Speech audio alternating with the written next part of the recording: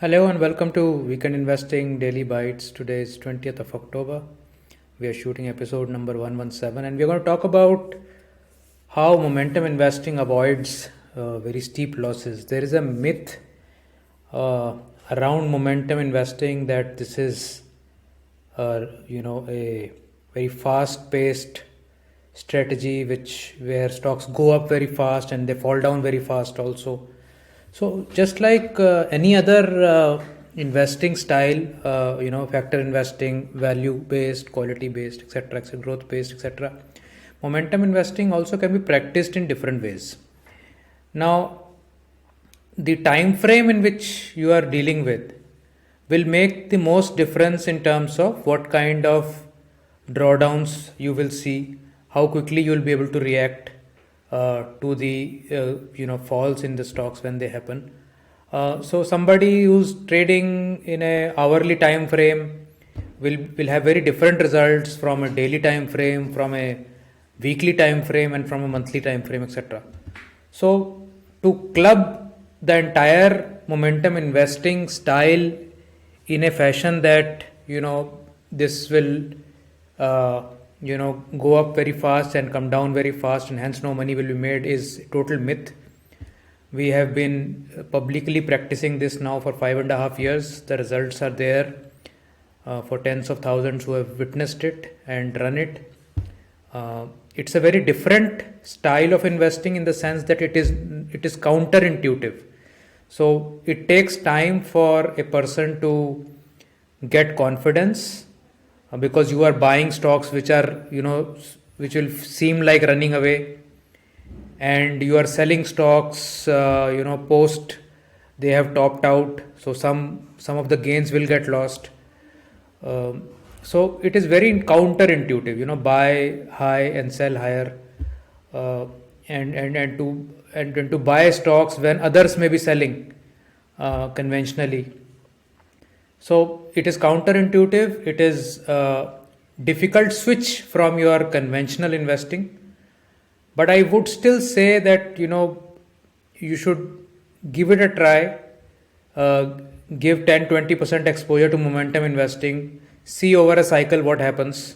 If this does better for you, both in terms of returns, lower drawdowns, and better quality of sleep if you can get using this one, then you can gradually shift to this style.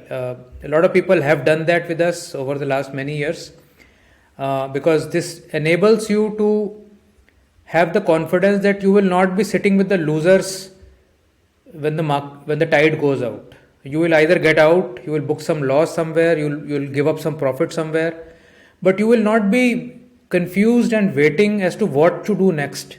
That selection will come automatically to you.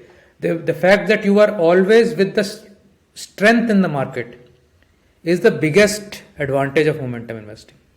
So I'll walk you through many examples today of the past, how we've been able to get in and get out of stocks, and how steep losses can be avoided. First, look at the market. So markets was in a mini bloodbath today. While the main indices did not fall too much, Nifty was down by less than 1%, but the broader market fell down quite dramatically. So in the sectors, public sector enterprise, real estate, metals, commodities, energy stocks, pharma stocks, they all took a beating. And there was only one sector which really stood out, which was the PSU banking sector.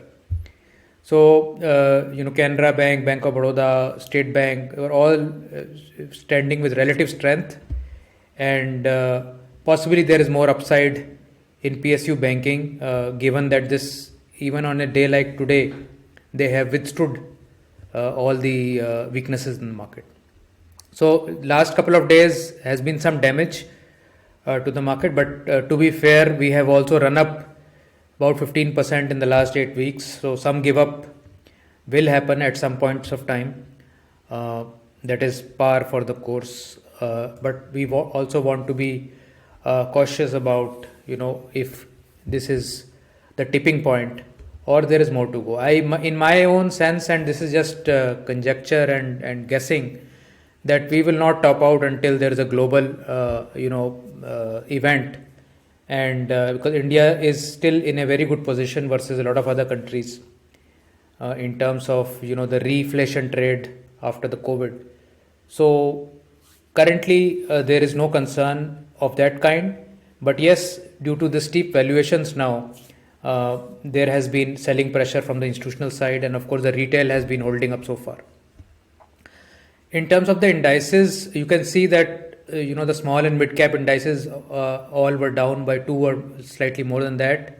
Nifty Next 50 was down 1 and 3 quarters, and the entire screen was pretty much red. And of course, the portfolios, when the first fall happens in the index, the portfolios usually fall more because they are having high beta stocks, and the portfolios will tend to initially underperform a fall, and once if the fall continues, then the portfolios may start to outperform the fall itself.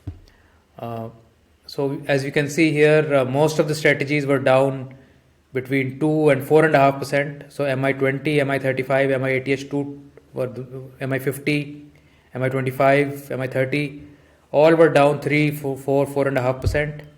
And only MI ATH had some saving grace. It was down minus 1.2%, and LTC next 200 minus 1.64%. So a large part of the gains that we had got in the last 7 to 10 days have been wiped out. In many strategies, the last 1 month is now at plus 1-2%, which was plus 7-8%, and it's been a sharp cut. With no questions about that. So coming back to the topic, how momentum investing avoids steep losses is primarily because of the process. So now there's a process where you know how much to buy, when to buy, how much to buy, when to sell, and what to buy. So all these questions get defined when you're doing in a structured investing. So you are not, in a way, after a fall, confused as to whether you should be holding or not. Like in today's CNBC interview I had, the question was that IRCTC has fallen, some 20-25% from the top. What should one do? So my sense, and as I iterated there as well, is that it depends upon how you entered the trade. If you are a long-term investor in some momentum or some value-oriented portfolio, then after a run-up of a few 100%, a 20-25% fall is no big deal. If you were a swing trader, you would have caught the swing, made 30-40% and gotten out maybe 10-20% lower. That's also fine. If you're a very short-term, scalper playing on 5, 10 to 15 minutes type of chart, you would have gotten out within hours or within minutes.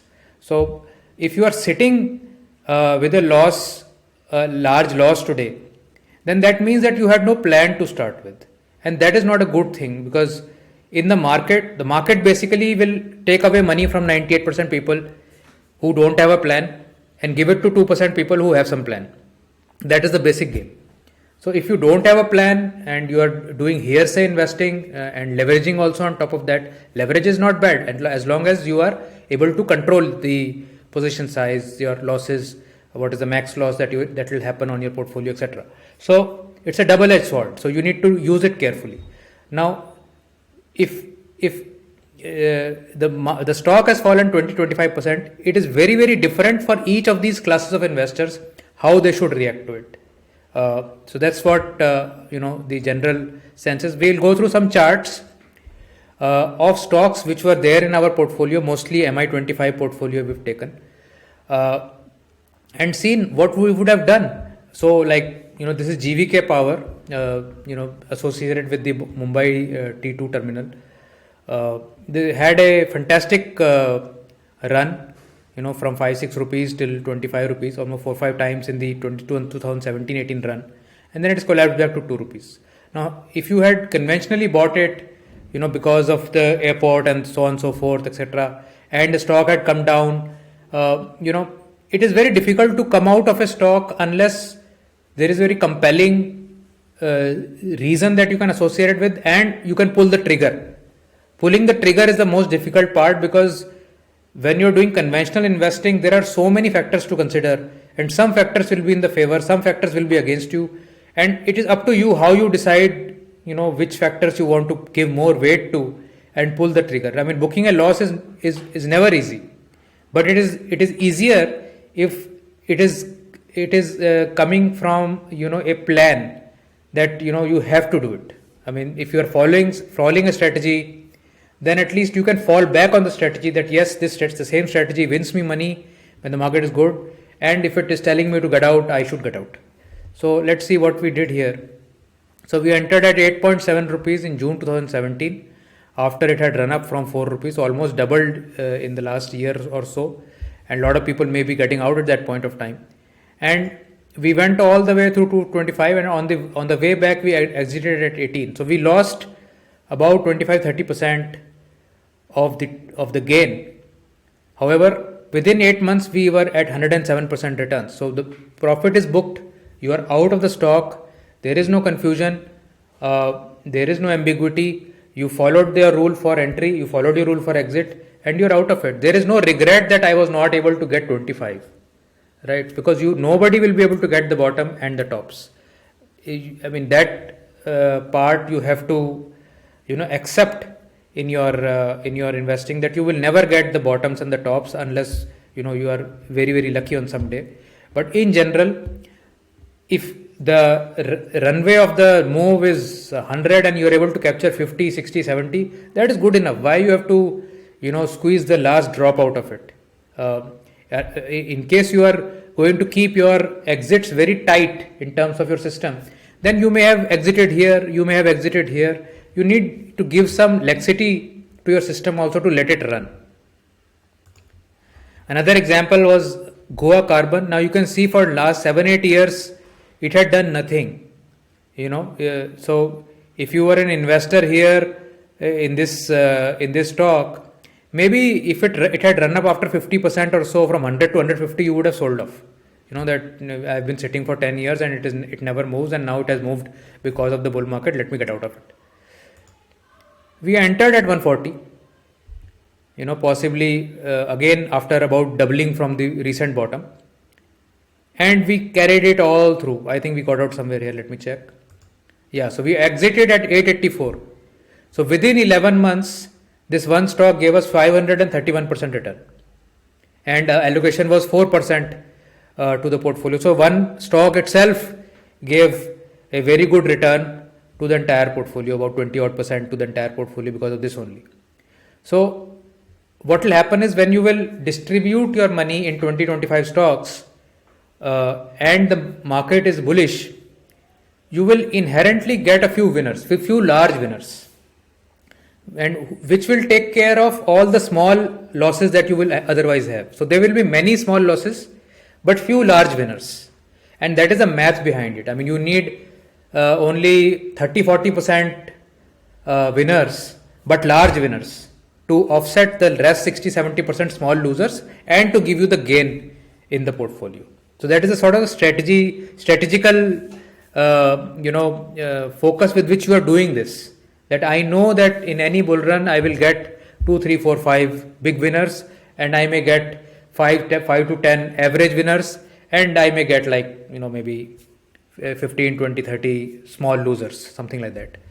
So this is how you could exit from the strategy, and you can see that even if, let me just go back to this, if you had not exited here, let's say you were doing conventional investing and for whatever reason you did not sell here also, and then when this leg came up, you would be reassured that it is going up. Then at every leg up you will average down, or maybe hope that it will go up, and it never went up. It stayed for the next 4 or 5 years in this region, and you lost this opportunity of getting your capital out and using it opportunistically elsewhere. So you need to free up your capital, which is not languishing. If your capital will languish, it is actually eating into your return. It is as simple as that. This is another company. Now this company I had never even heard of, Mahota Industries.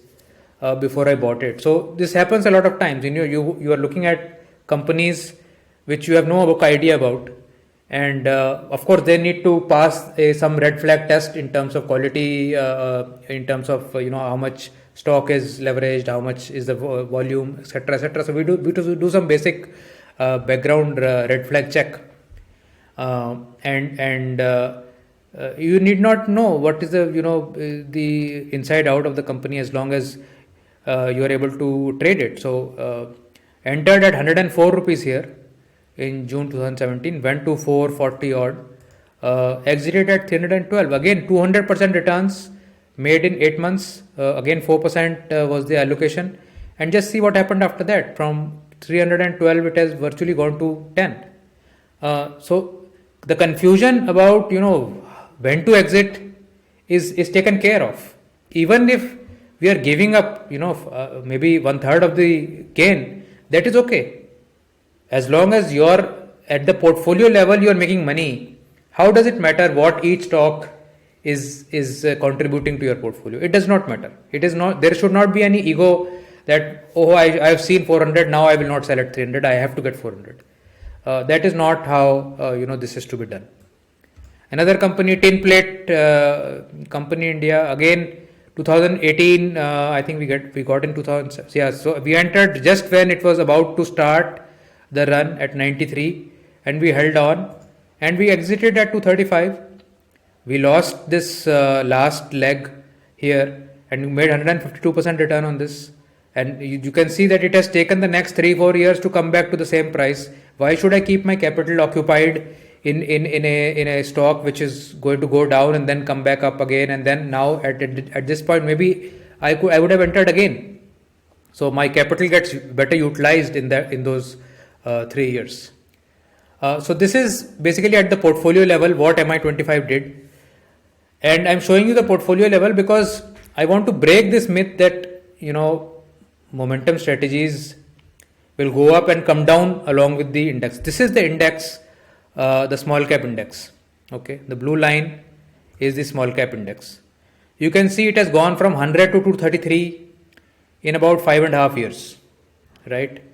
And it also reached a high of 180 in January 2018 and a low of 79. So from 180 it went to 80 during the course of 2018 and 2019-20. So in about 2 years it lost more than about 65% here, whereas the strategy went from 100 to 318 and came down to about 227, about 30% loss. 29.2% is the drawdown, and here on the index we had a 60% drawdown. So you can see that the drawdown was shallower than the underlying index, and the outperformance on the high, when the market is going up, it is outperforming on the upper side. When the market is coming down, it is outperforming by falling less, and then when market is going up, it is outperforming again on the upper side. So you are getting a winning a portfolio on each leg of the market, which keeps multiplying itself. You fall less, you go up more. That is a fantastic way of compounding. 100 to 50, 50 to 100 is 100% gain. 100 to 80, 80 to 100 is only a 25% gain required. So once you fall less and you go up more, you will compound much higher. So this is what I want to showcase. I mean, there are a lot of people on Twitter, etc., who will keep bashing momentum investing, but the proof of the pudding is in seeing the results and experiencing it. I would not listen to anybody but to hard numbers which are there in front of you, and do give it a try if you feel like. If not, don't worry about it. I mean, there are many other ways of investing in the market and making money, but momentum investors, whoever is coming in, need not worry that momentum investing does not perform. This is all the message that I had for all the momentum investors today. Thank you for watching this video. Bye.